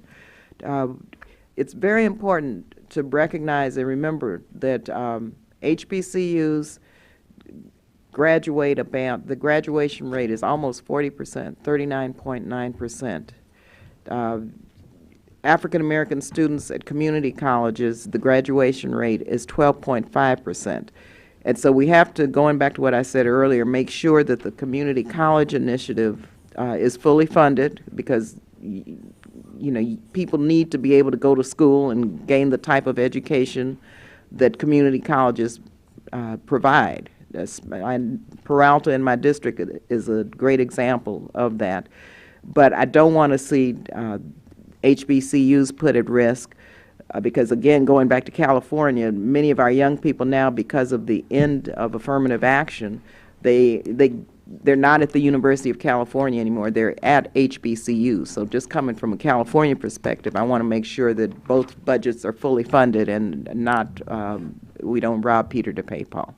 All right. I think there are 3 or 4 questions there. I'll try and get to them all quickly, and if I miss it, let me know and I'll follow up offline. So quickly, the good news, which I talked about before we got here, is that dropout rates are down significantly. African American dropout rates are down 45%. Latino dropout rates are down 50% over the past decade. That is huge. That is translated to all-time high high school graduation rates, and between 2008 and 2012, 1.1 million additional students of color not just graduating but going on to college. So we are thrilled with that progress. We are not satisfied. There's a long way to go. The dropout rate is still unacceptably high. We have partnered with the Department of Justice in lots of different things, and we can work through that or show you what we've done. One of the big things that we've done together is really try to address the school-to-prison pipeline. And I learn something every single day, but I tell you, I was stunned to learn that across the country, we were suspending and expelling 3- and 4-year-olds from preschool. And we know who they were, as black and brown boys. And I had no idea. So along with my good friend Eric Holder, who I'm sorry he's departing, we wish him well, we put out very clear guidance saying you have to look at these things. And lots of 3- and 4-year-olds have challenges. I had a couple of 3- and 4-year-olds myself. Putting them out of school, suspending and expelling them, again, I don't know what problem that is solving. And so we've tried to be very self-reflective and look in the mirror. And we've seen places like LA significantly reduce suspensions and expulsions and move towards more restorative justice and peer juries and those kinds of things. And the Attorney General and DOJ has been a great partner there. So that's the one. On TRIO, we want to put more resources there. We want to give folks who run these programs more rooms to do some things differently, try some new approaches, be a little bit more innovative, and give them flexibility if somehow our rules are hampering or preventing them from doing something they think would help more students. We want to give them more latitude there. Finally, this investment in community colleges, I think, is actually a huge deal for HBCUs. And this is not one versus the other. I think that's absolutely the wrong mentality. We need a heck of a lot more students of color to not just graduate from high school, but go on to higher education. Many HBCUs are community colleges to begin with, so they'd be funded directly. But if we can open up community colleges to a lot more young people and first-generation college goers and students, African American, Latino, they won't just graduate from community colleges, they'll go on to 4-year, and we will significantly increase the pipeline. So anyone who thinks this is one versus the other, I think totally misses what is possible here by expanding access to community colleges. If we increase the size of the pie, everyone's going to benefit, and I think HBCUs could potentially benefit disproportionately because so many community college students happen to be students of color. If I miss some stuff, let me know. We'll come back.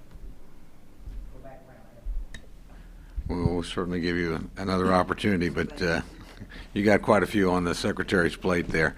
I do want to pick up where my friend Ms. Lee left off on TRIO, because while you do have an increase there, and I think there's really strong bipartisan support for this program, certainly in my district I've seen the difference it makes in helping first-generation college students actually succeed. And as we discussed when you and I had the opportunity to meet, one of my big concerns, and I know this committee's big concerns, is just the dropout rate in college, the number of kids we lose that, number one, walk out with debt maybe that they didn't have before, and much more importantly, I think walk out sometimes with a sense of failure, that nobody in their family's been able to do it. They tried, they weren't able to do it. It's just really something that I think bears a tremendous amount of focus.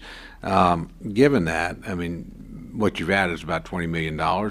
It's for another program, and as you've said, an innovative program, but it doesn't expand what's already an underused program, and these are pretty competitive programs as it is now. You already are going through a lot of application processes. When I'm dealing with local TRIO programs, they're quite often, wondering, are we going to make it this year? Are we going to be funded this year? That sort of thing. So tell me, if you will, number one, why not more money in that program? If you have concerns, I'm delighted to hear them. I would really want to know what they are, because I know we have put a lot on your table, and we're asking you to do everything from preschool to make sure that nobody drops out of college. And I do worry sometimes when we have programs that I think are working, at least, we're stretching you so far, maybe we're not putting enough focus on those areas. So talk to me a little bit about what your plans are for TRIO, and anything else that you want to throw in that would, again, reinforce the ability of children or young people once they enroll in college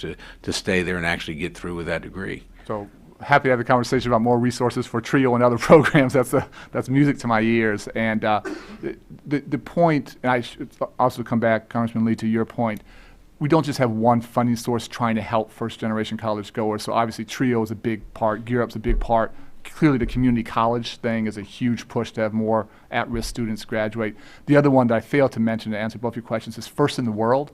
That's all about more competency-based, speed to degree, better remedial, better developmental work.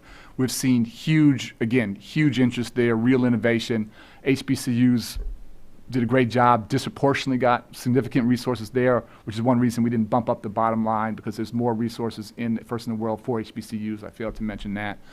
So it's a longer conversation, but we should sort of lay out for you not just this one funding stream, but here are the 3, 4, 5 things we're doing to try and help more young people graduate. And we know we have much further to go.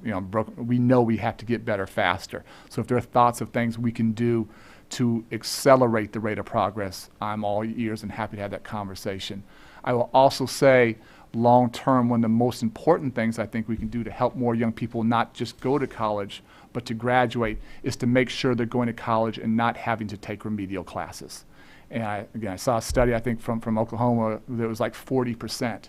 And so this idea of having high standards, again, those should be set at the local level by states, not by us, to be very clear to our friend from Alabama. But where states have historically lowered standards, we can do all the TRIO, we can do all the catch-up. We're setting kids up to be less than successful. And this idea of making sure students are graduating across the nation truly college and career ready, with a simple definition, meaning if they graduate, they don't have to take remedial classes. That is, I think, a very simple but powerful idea that long-term will help to boost the college completion rate that we are all concerned about. Let me move to the other end of the spectrum, and I know I'm about to run out of time, as we talked, early childhood, I know, is a very, as you made clear here, very important emphasis for you. Right now, I think if you look at early Head Start and Head Start, we're almost a little bit of an inverted period. We include more people as they get a little bit older, and I understand that. But I'm curious if dollars, I've read research that says the best time is 0 to 3. I mean, you've got to get in there early, not 4 and 5. You're almost jeopardizing your 4 and 5. So is that true, number one, and what are you proposing to do at that very entry level in terms of early education? Yeah, that's a really thoughtful question. You raised it the other day, and again, these are long conversations. My short answer is I always want to look at a 0 to 5 continuum.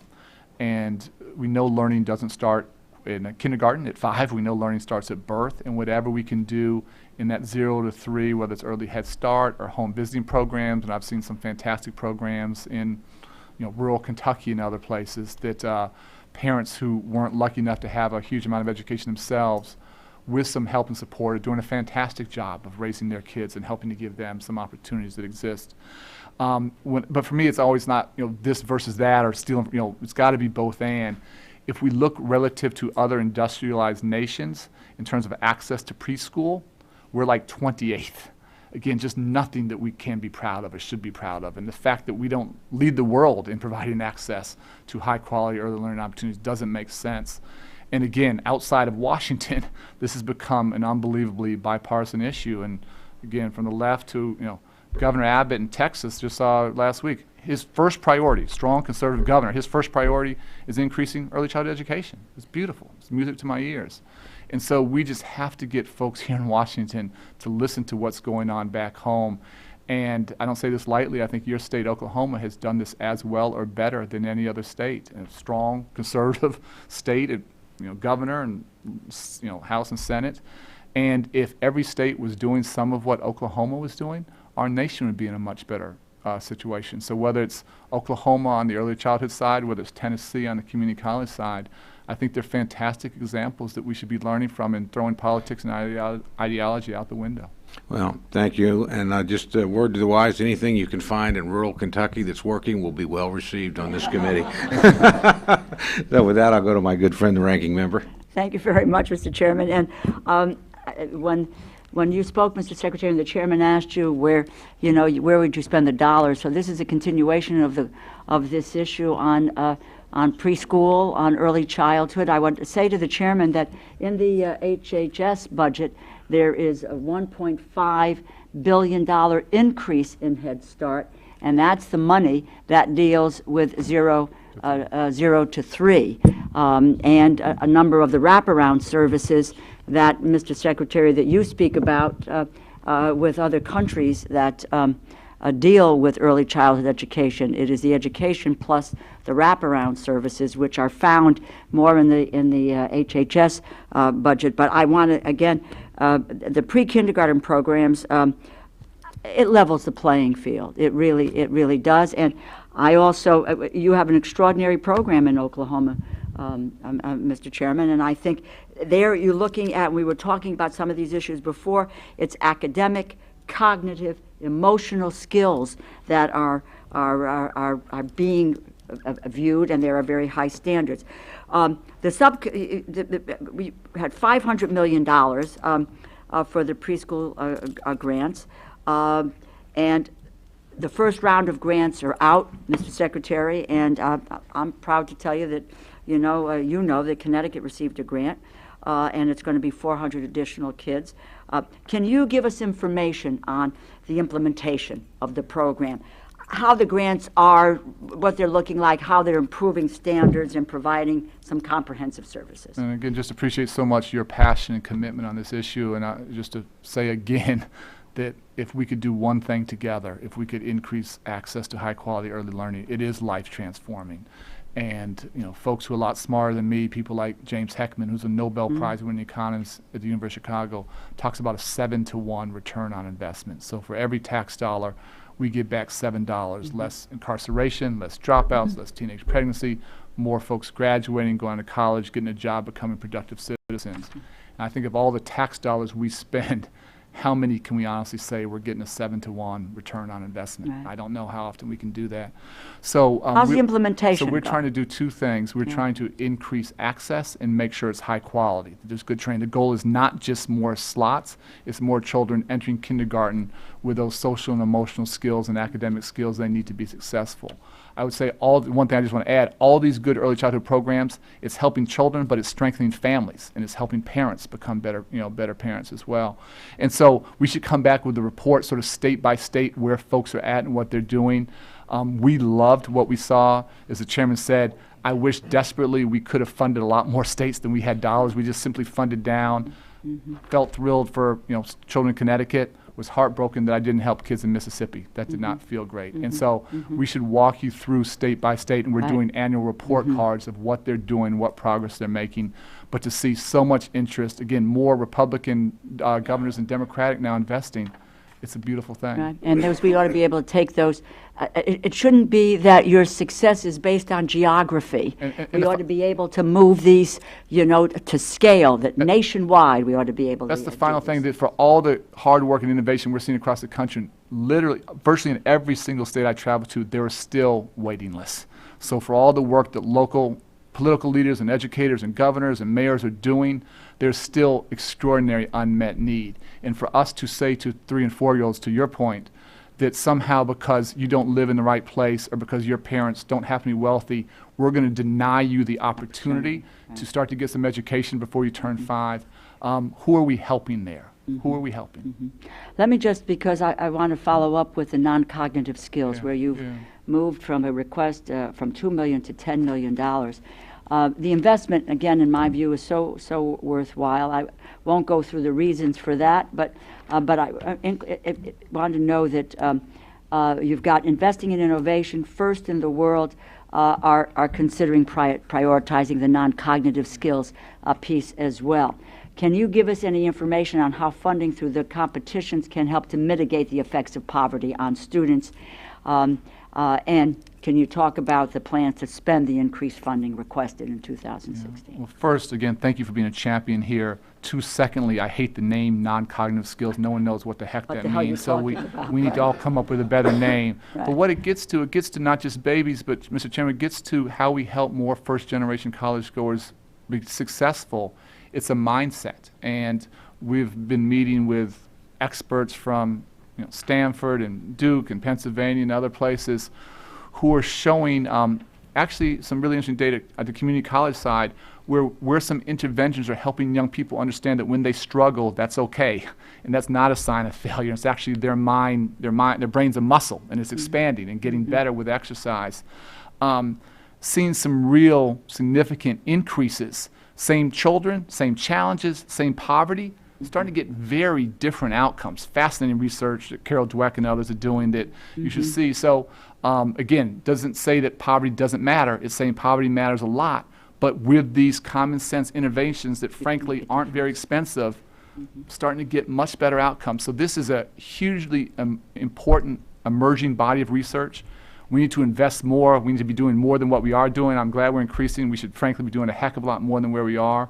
And just from a lifetime of working with kids in a disadvantaged community, and understanding how powerful there's now a body of research that sort of confirms sort of what I believed all my life. So it's extraordinarily powerful. We had a set of experts in actually last Friday, and we should share the research. And still early, still not at scale, still not national, but very, very encouraging about what young kids who haven't been born with a silver spoon in their mouth can do with better supports.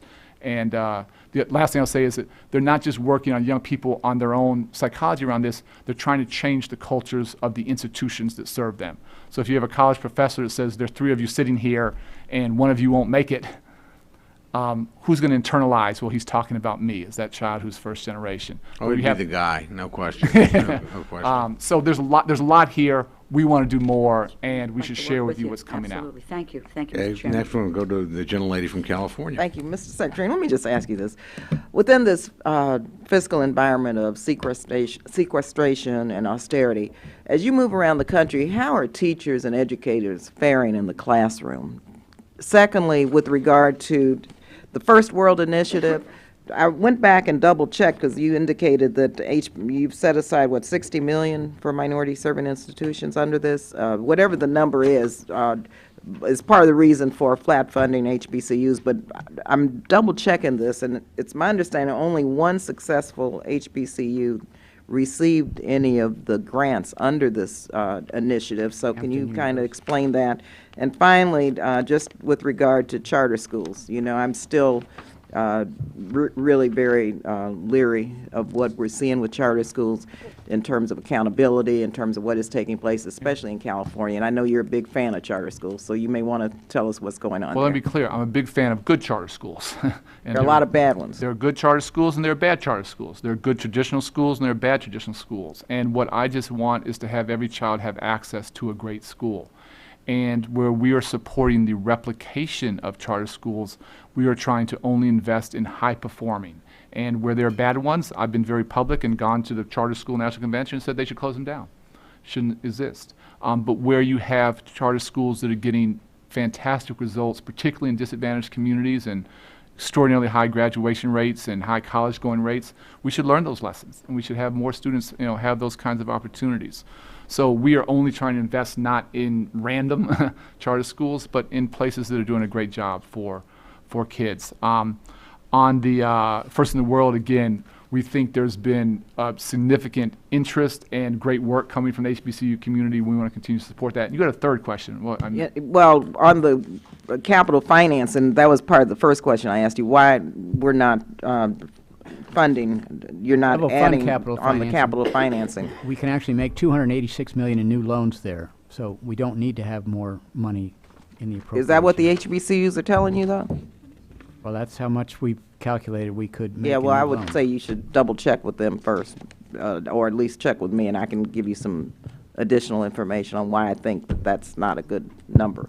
But the other question I wanted to ask you was the austerity and the sequestration, and what's going on in the classrooms now, given the strain on teachers and educators? That's a key question, and I talked about a lot earlier before you got here, but teaching has never been more important. It's never been harder. It's never been more complicated. In our budget, we're asking for $1 billion for Title I increase. We're asking for like $2.7 billion for teachers and to support them and to train the next generation of teachers and principals and to help with technology.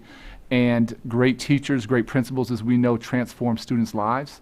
Nothing's more important in school. And whatever we can do to better attract and retain great talent, particularly disadvantaged communities, be that inner city urban or rural or remote or, again, Native American communities, we have a lot of hard work to do there. And when resources are down, when class sizes are up, when there are less social workers, when there are less counselors, when there's less after-school programming, again, I fail to see who we're helping in those situations. Okay. Thank you very much, Mr. Chairman. You're welcome. We'll go next to my friend from Arkansas. Thank you, Mr. Chairman, and apologize to the Secretary and to Mr. Skelly because I'm running late, but we've got the SecDef and the Chairman of the Joint Chiefs across the hallway, and I've got dual purposes here this morning. Mr. Secretary, it is, when I tour my district and I talk to my job creators, I've become a bit overwhelmed over the last 4 years when I talk to them about jobs, and almost to the person, depending on the type of employment they offer, but particularly where it concerns technical type skills.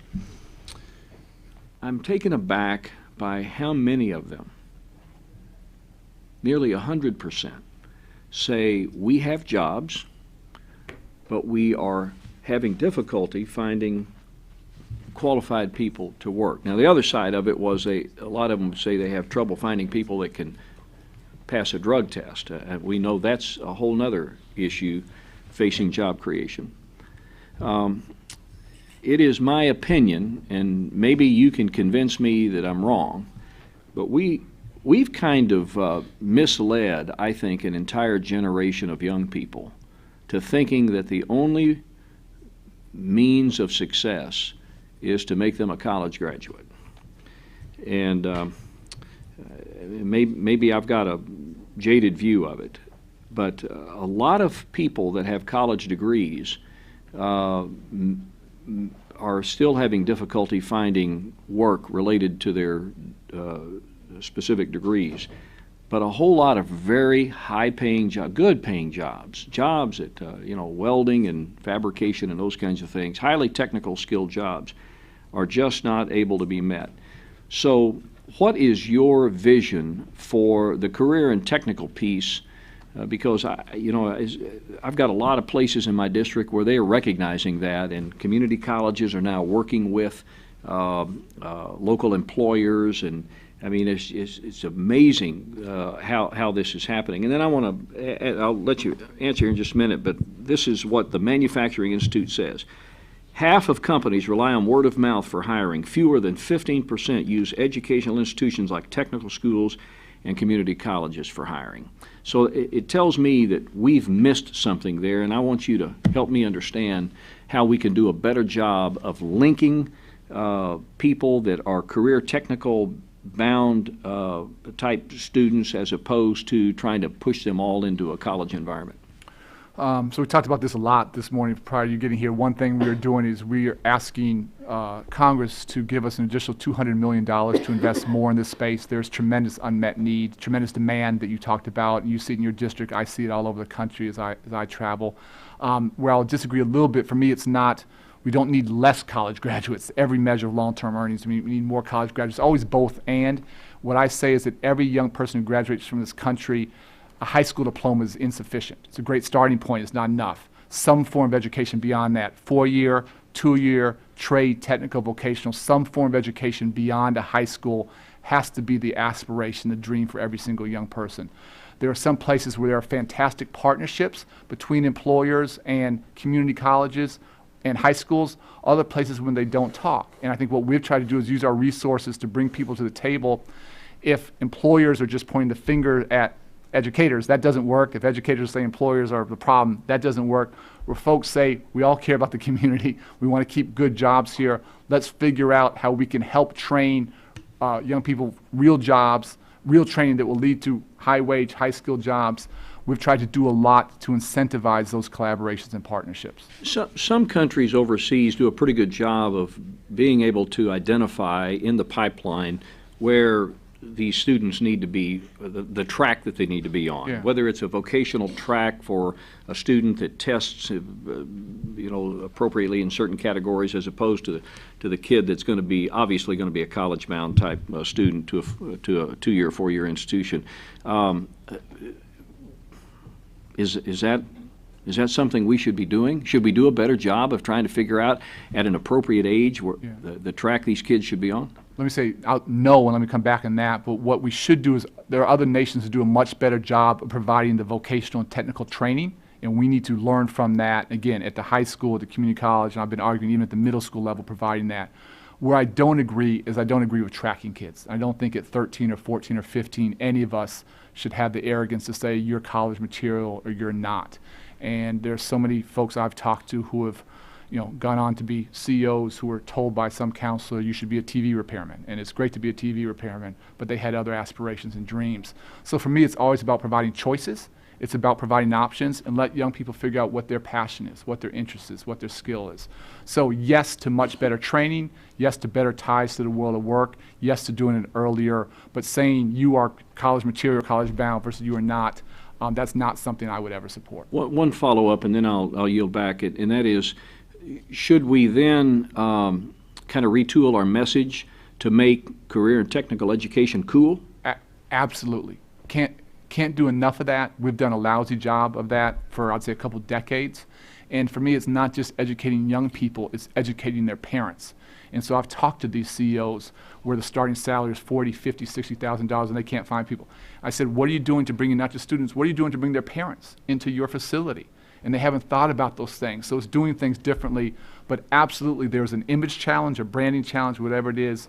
And these are great jobs, middle-class jobs that have huge dignity, that require real skill, and we need to let young people and their families know the possibilities that exist there. I agree with that 100%. Mr. Secretary, I always appreciate you coming before us. Thank you so much. Thank you. Thank you. Mr. Secretary, we're going to draw our hearing to a close, but first I want to thank you very much for this generous allocation of your time.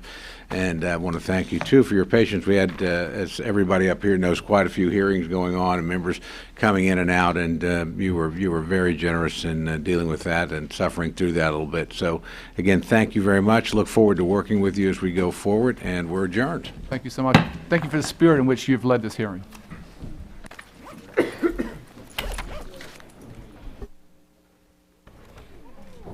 Thank you, gentlemen. Sure. It's always good to see you. You're right.